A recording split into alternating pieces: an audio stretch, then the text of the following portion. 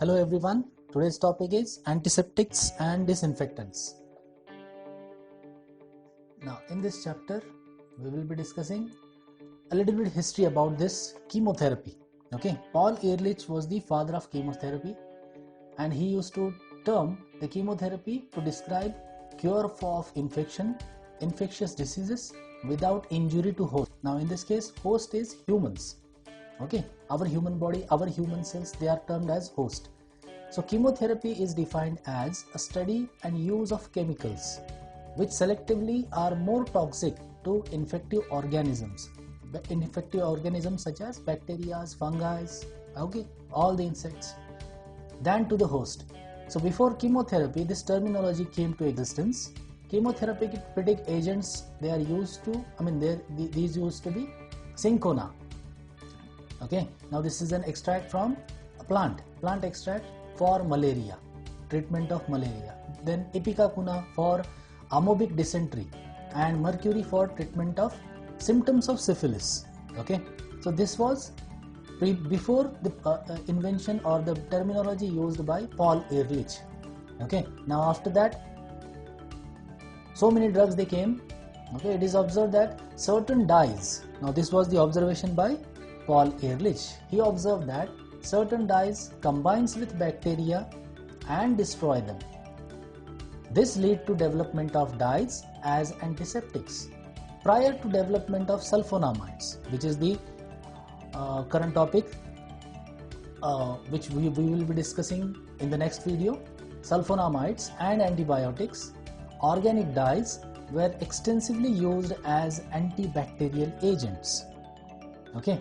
Now these antibacterial agents, they can be synthetic and they are classified as those acting systematically.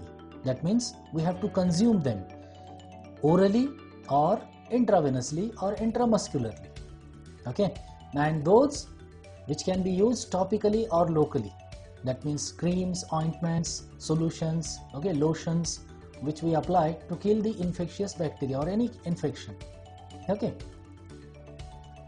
Now there are certain terms which are used. First term is antiseptics. These are the agents which destroy and prevent growth of microorganisms when applied to living tissue.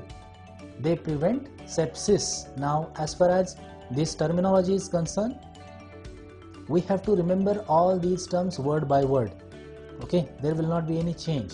Do not add anything, do not miss anything from these terminologies. This is important as far as examinations are concerned.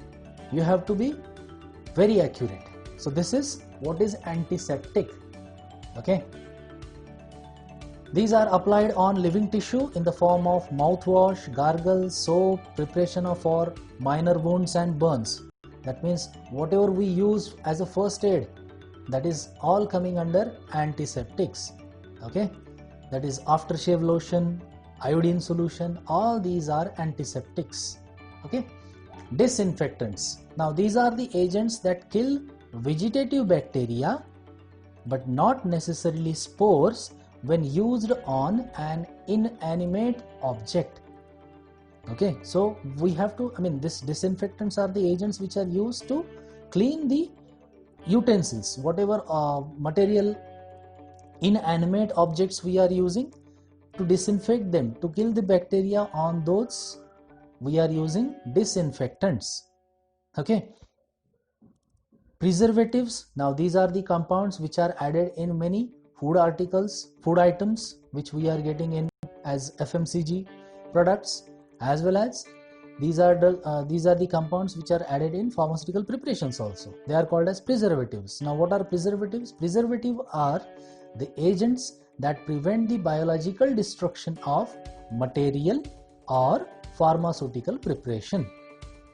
These preservatives, if we are consuming them, they do not have any side effect on our host.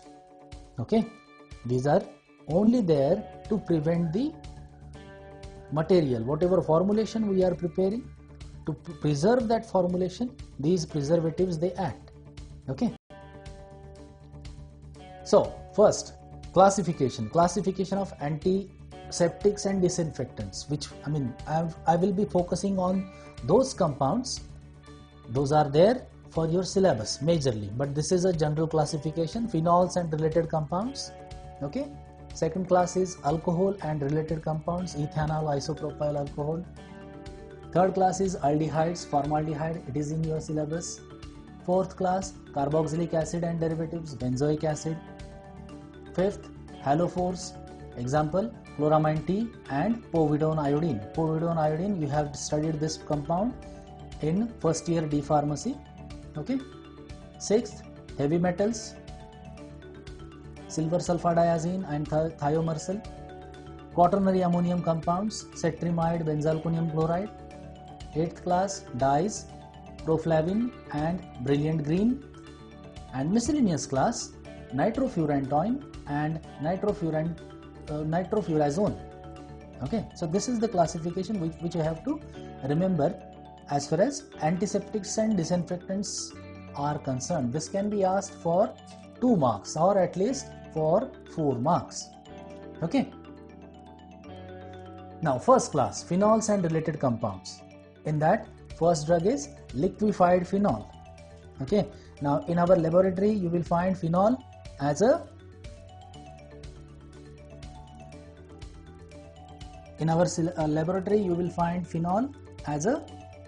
liquid. Okay. Now this is present in solid. If it is present in solid, then you have to liquefy it by heating. Now this liquid phenol, which is used as an antiseptic or disinfectant, how we have to prepare it? Liquefied phenol is prepared by mixing 800 grams of phenol with sufficient quantity of hot water to make 100 grams. That means almost 200 grams of water we have to add. Okay, so that will make you the liquefied phenol, which is there or which can be used for as a disinfectant. Okay, there are certain properties of this liquefied phenol. Colorless liquid which may turn to pinkish blue on standing. It has a characteristic aromatic odor. It is caustic, that means it causes itching. Gives clear solution when 1 part is mixed with 15 parts of water. This is important property. And it is miscible with glycerine. Okay, so these are certain physical properties of this phenol. Now let's see what are the chemical properties. You need to remember this reaction. Phenol, when reacted with bromine, liquid bromine, it is converted into 2,4,6 tribromophenol. Okay. Storage, this phenol, liquid phenol, is stored in tight light resistant containers. Okay, the crystals may get deposited if stored at below 4 degrees Celsius, that means cold condition, and should be melted before use. That is what we will be doing regularly. Okay, if it solidifies, we have to heat it and melt it to convert it into a liquid. Now these are the uses of this liquefied phenol. It is bactericidal and germicidal. Okay, so it is used for dressing small wounds. Okay, to get relief from itching, as an analgesic in dentistry, as antiseptic and analgesic in mouth ulcer and tonsillitis, and in treatment of boils in ears. Okay, so these are certain uses, some uses of liquefied phenol. Second compound coming under this phenols and related compounds is chlorocresol. What we have done? We have added chlorine group at 4th position and methyl group at 3rd position. Okay, so this becomes 4-chloro 3-methyl phenol, that is chlorocresol. Okay, now disadvantage of this is it has, or that is water solubility is reduced just because of introduction of 2 different groups, chloro and methyl group. Okay, physical properties of this chlorocresol are: it is a colorless or faintly colored crystal with characteristic odor, slightly soluble in water, soluble in hot water. This is about its solubility.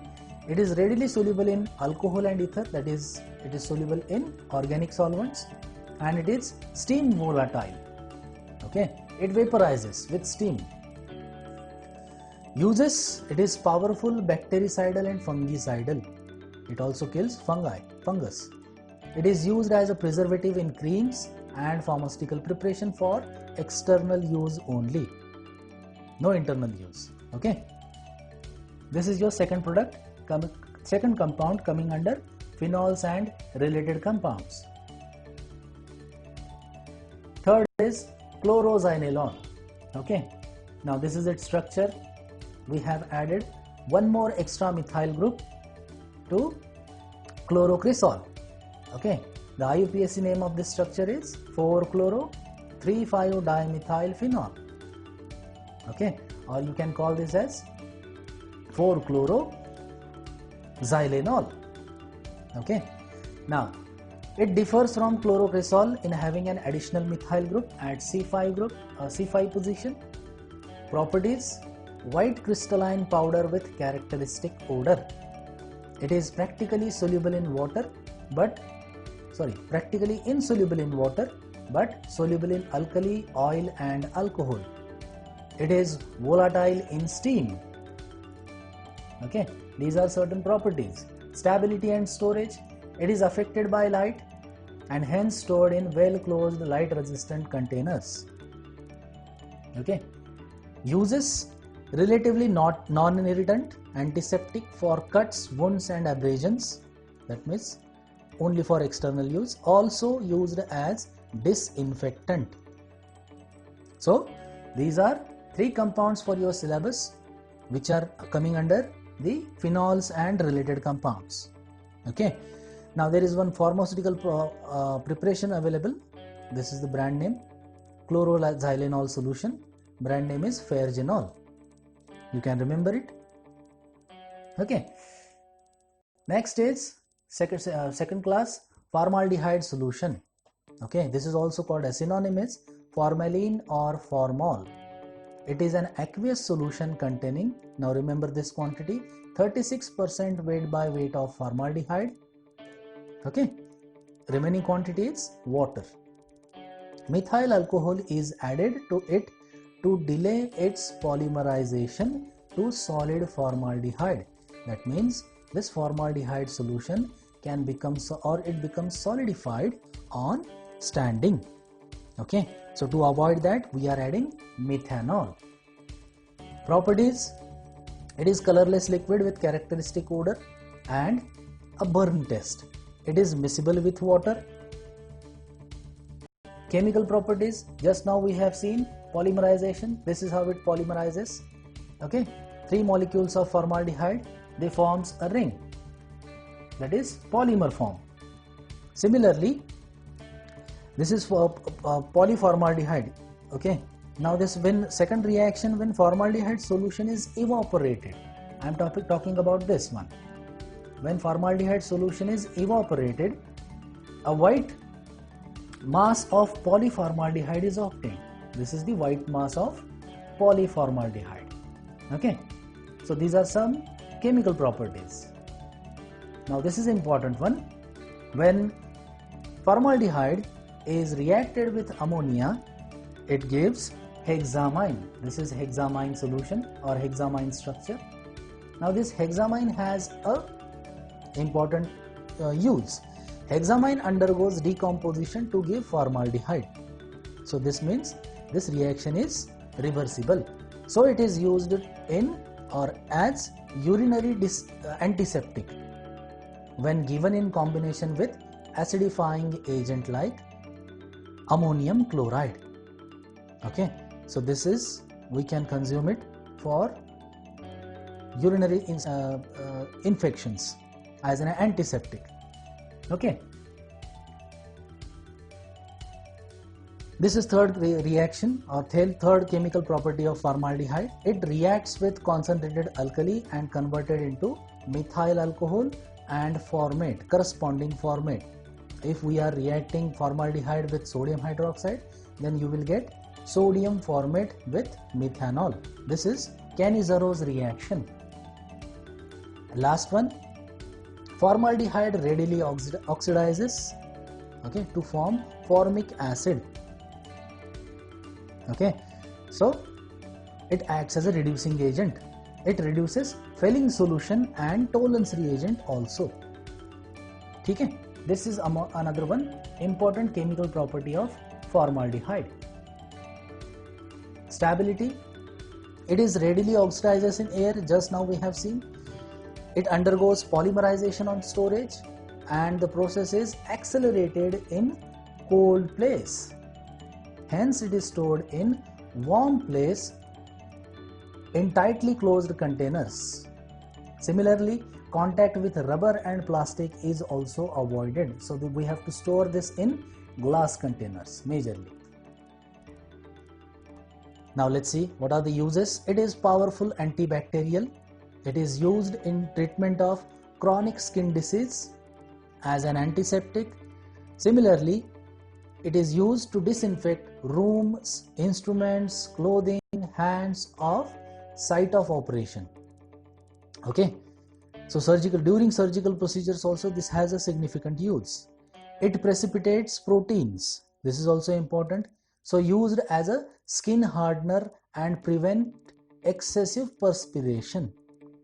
Okay, hexamine, this is also important, is used as urinary antiseptic in conjunction with, that means it is mixed, combination with acidifying agent like ammonium chloride.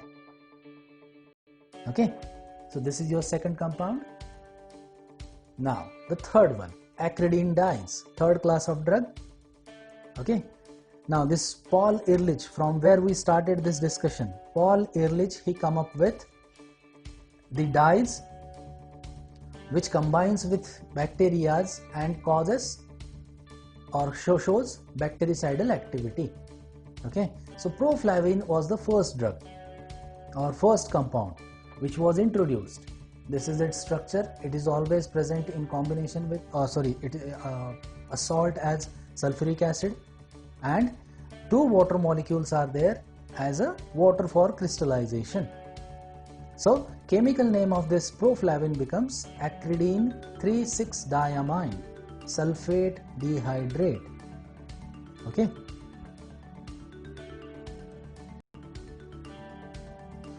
now little bit about its chemistry. Okay, it is an acridine derivative.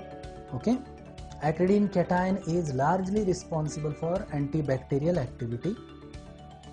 Okay, now why there is introduction, why the amino groups are present in this structure at the position 3 and 6. Now these amino groups, they are responsible for resonance stabilization of the cation. That means the central nitrogen present in this structure, this nitrogen,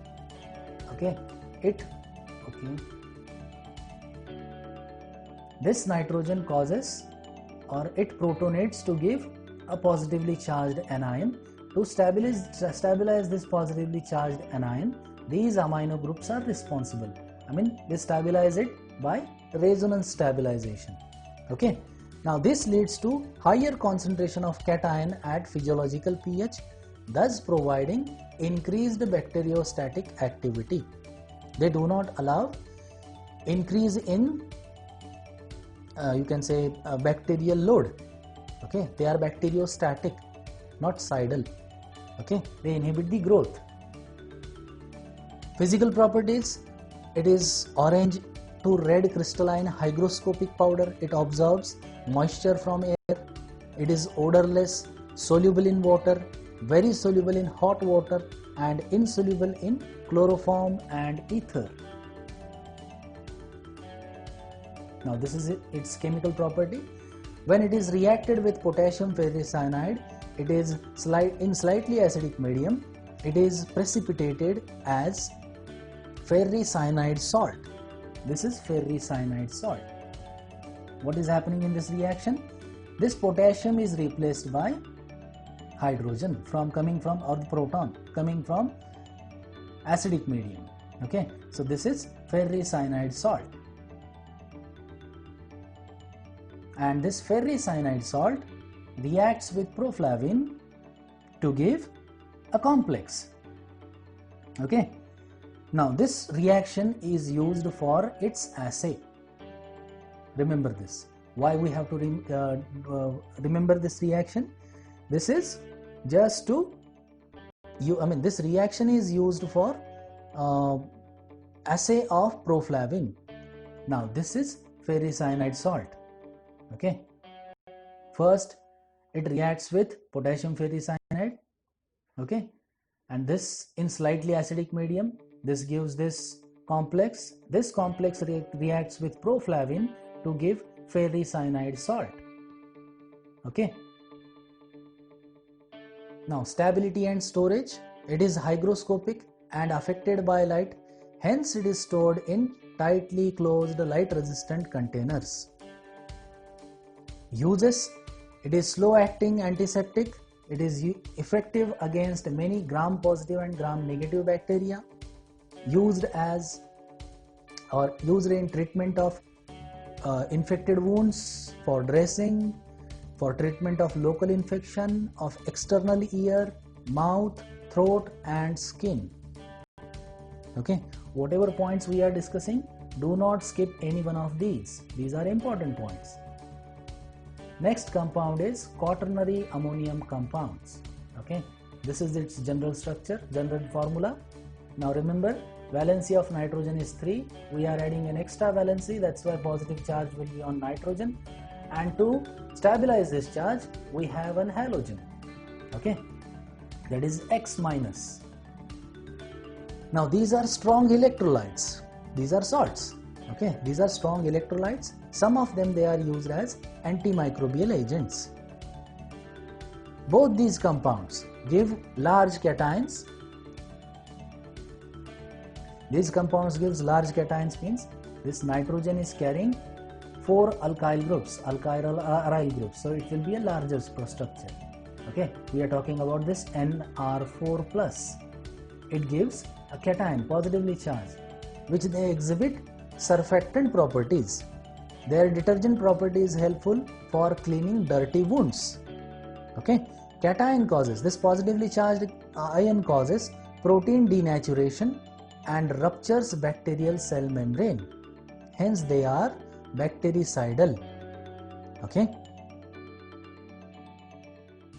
Now first compound coming under this class is benzalkonium chloride, and these are the marketed preparations which are there, which we regularly use. Okay, one of them is important one is Dettol. It contains benzalkonium chloride.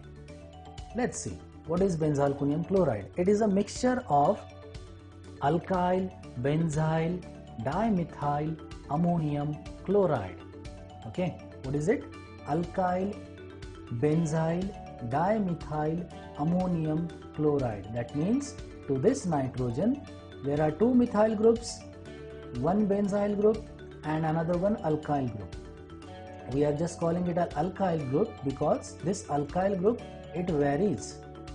Now this can be an alkyl group from containing or a straight chain compound of carbon containing 8 carbons to 18 carbons. Okay. Now there are properties. It is a white to pale yellow gel. It has aromatic odor, bitter taste, and it is miscible with water. Okay. Stability and storage. It is decomposed by alkali hydroxides and is affected by light. Hence, it is stored in tightly closed light resistant containers. Uses: for cleaning intact skin, for irrigation of bladder, urethra, vagina, to get relief from painful infections of mouth and throat.